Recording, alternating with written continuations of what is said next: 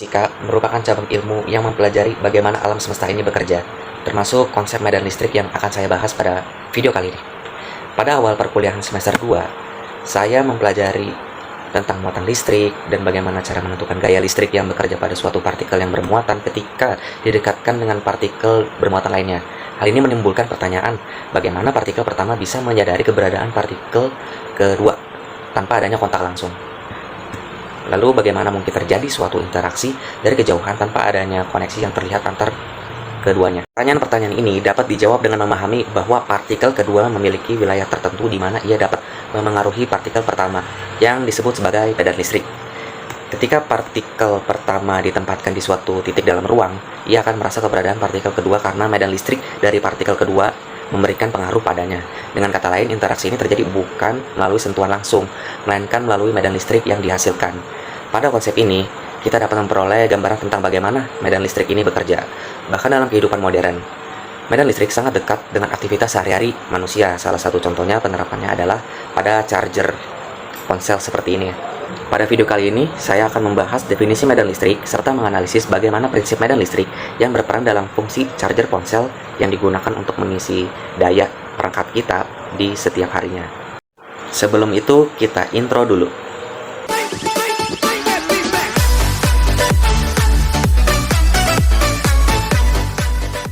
Perkenalkan, nama saya Satrio Bayu Pamungkas dengan NIM 13066240069. Dan listrik seringkali dibayangkan sebagai suatu area yang mengandung listrik. Pemahaman ini sebenarnya tidak sepenuhnya salah. Namun secara umum, medan listrik dapat didefinisikan sebagai wilayah di sekitar muatan listrik, baik positif maupun negatif, di mana masih terdapat pengaruh gaya listrik. Yang perlu kita pahami adalah medan listrik ini merupakan medan vektor, yang artinya setiap titik di sekitar muatan itu memiliki vektor dengan besaran dan arah tertentu. Jadi tidak hanya sekedar ada, tetapi juga memiliki karakteristik arah dan intensitas. Memahami medan listrik di suatu titik, kita bisa melakukan pendekatan dengan menempatkan muatan uji positif atau Q0 pada titik P. Setelah itu kita ukur gaya elektrostatik F vektor yang bekerja pada muatan uji tersebut. Dari situ kita bisa mendefinisikan medan listrik F vektor di titik P akibat muatan sumber dengan rumus yakni E vektor sama dengan F vektor per Q0. Nah, dari rumus ini kita bisa membayangkan bahwa medan listrik di titik P direpresentasikan oleh vektor yang ekornya berada di titik tersebut.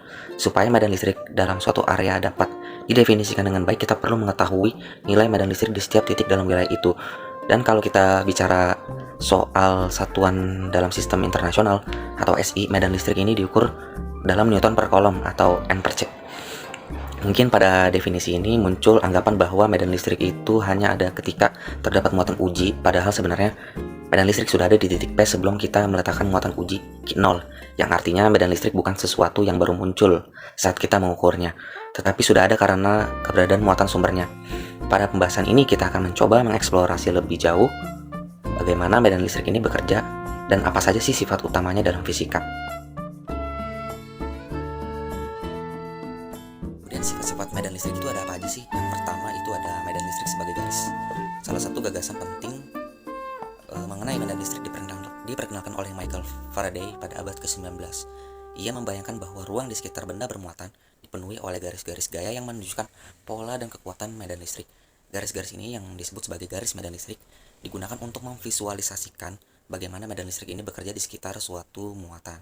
Berdasarkan karakteristiknya, garis medan listrik dapat dibagi menjadi dua jenis utama.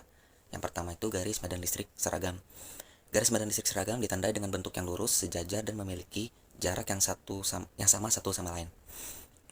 Medan listrik dengan pola seperti ini memiliki kekuatan dan arah yang konstan di seluruh area. Salah satu contohnya medan listrik seragam adalah medan yang terbentuk di antara dua pelet paralel yang bermuatan berlawanan. Kemudian ada garis medan listrik yang tidak seragam. Berbeda dengan garis medan listrik seragam, garis medan listrik yang tidak seragam ini memiliki pola yang lebih kompleks. Garis-garis ini dapat berbentuk melengkung atau menyebar tidak merata, yang membuat atau menandakan bahwa medan listriknya tidak memiliki kekuatan dan arah yang konstan. Medan listrik seperti ini seringkali dihasilkan oleh muatan titik yang bermuatan berbentuk bola. Garis medan listrik juga membantu dalam menggambarkan gaya tarik-menarik dan tolak-menolak antara muatan listrik. Jika dua muatan positif didekatkan, garis medan listriknya akan saling menjauh, menandakan bahwa kedua muatan tersebut mengalami gaya tolak-menolak. Sebaliknya, jika dua muatan berlawanan, satu positif dan satu negatif, didekatkan, maka garis medan listrik akan saling mendekat juga, menunjukkan adanya gaya tarik-menarik. Hubungan antara besar gaya listrik dengan jarak dan besarnya muatan ini dijelaskan oleh hukum Coulomb, yang menyatakan bahwa gaya elektrostatik antara dua muatan sebanding dengan hasil kali muatan-muatan tersebut, dan berbanding terbalik dengan kuadrat jarak antaranya. Dengan konsep yang seperti ini, kita bisa memahami bagaimana medan listrik digunakan dalam berbagai bidang, termasuk dalam teknologi seperti charger ponsel yang kita gunakan setiap harinya. Sifat utama medan listrik yang kedua ada muatan titik dalam medan listrik. Muatan titik itu merupakan sebuah istilah yang digunakan untuk menggambarkan objek bermuatan listrik dengan ukuran yang sangat kecil sehingga dimensinya dapat diabaikan. Dalam banyak kasus, elektron dapat dianggap sebagai muatan listrik, terutama dalam skala atom. Untuk menentukan medan listrik yang dihasilkan oleh suatu muatan titik Q pada titik tertentu yang berjarak R dari muatan tersebut, kita dapat menempatkan muatan uji positif Q0 di lokasi tersebut. Berdasarkan hukum Coulomb, besar gaya elektrostatik yang bekerja pada muatan uji dapat dinyatakan sebagai berikut. Arah gaya F vektor bergantung pada jenis muatan sumbernya. Jika muatan Q positif, gaya akan menjauhi muatan sumber, sedangkan jika Q negatif, gaya akan mengarah ke muatan sumber. Dari sini medan listrik efektor yang dihasilkan oleh muatan titik Q di titik tersebut dapat dihitung dengan rumus sebagai berikut.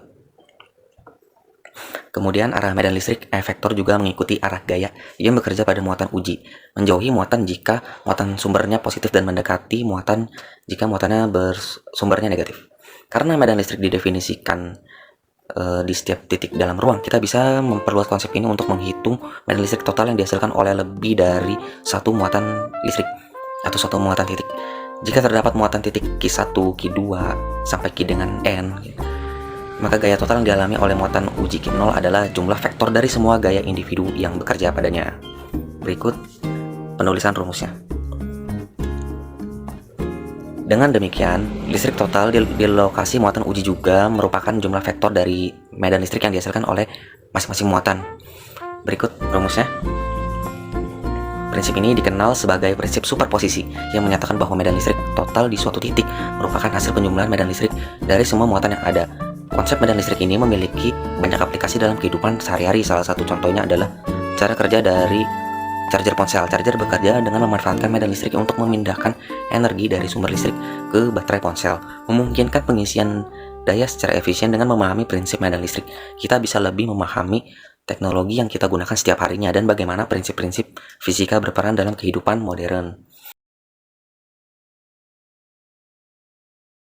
Memahami konsep medan listrik, pengaruhnya terhadap muatan, serta berbagai sifatnya, kini saatnya kita melihat bagaimana prinsip ini diterapkan dalam teknologi modern, khususnya pada perangkat pengisian daya ponsel. Seiring dengan perkembangan zaman, teknologi itu semakin canggih dan medan listrik memainkan peran yang penting dalam berbagai inovasi, termasuk dalam sistem pengisi daya smartphone. Lalu bagaimana sih sebenarnya medan listrik bekerja dalam charger ponsel?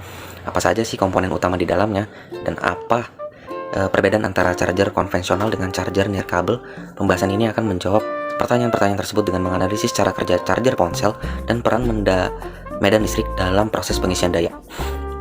Di era digital saat ini, industri smartphone terus berinovasi untuk menciptakan perangkat yang lebih cerdas dan efisien. Salah satu fitur yang kini menjadi tren adalah teknologi pengisian daya cepat yang memungkinkan baterai terisi dalam waktu singkat. Tak hanya itu, beberapa ponsel modern juga telah mendukung pengisian daya secara nirkabel, menawarkan kenyamanan lebih bagi para penggunanya.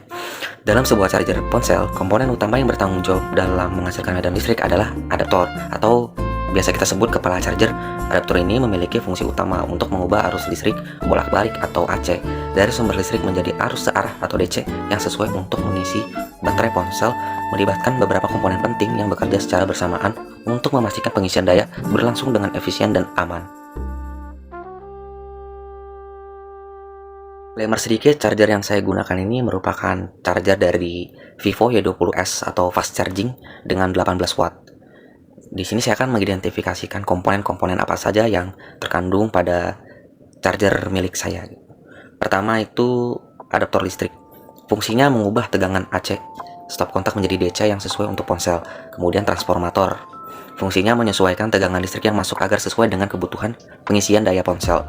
Kemudian yang ketiga, penyearah atau rectifier. Fungsinya mengubah arus AC menjadi arus DC agar dapat digunakan oleh baterai ponsel. Kemudian yang keempat, regulator tegangan. Fungsinya menstabilkan tegangan output agar tidak merusak baterai ponsel. Yang kelima, kabel penghubung atau micro USB yang fungsinya menyalurkan listrik dari adaptor ke baterai ponsel. Kemudian saya akan menganalisis bagaimana konsep medan listrik berperan dalam proses pengisian baterai. Sebagai contoh, pertama, penyesuaian tegangan dengan transformator. Transformator bekerja berdasarkan induksi elektromagnetik yang melibatkan medan listrik dan medan magnet. Tegangan primer yang masuk ke transformator menghasilkan medan listrik bolak-balik yang kemudian menghasilkan arus induksi dan pada kumparan sekunder. Yang kedua, penyearahan arus oleh rectifier. Medan listrik yang dihasilkan dalam diode rectifier memungkinkan konduksi arus listrik hanya dalam satu arah, mengubah arus AC menjadi DC. Kemudian yang ketiga, pengisian baterai. Ketika arus mengalir ke baterai, medan listrik yang dihasilkan oleh perbedaan potensial atau beda potensial antara elektroda baterai mendorong pergerakan ion dalam baterai untuk menyimpan energi. Saya akan memasuki atau membahas evaluasi efektivitas desain charger milik saya pada penerapan konsep medan listrik. Jadi apa aja sih kelebihan dan kekurangan dari desain tersebut? Yang pertama itu efisiensi pengisian daya.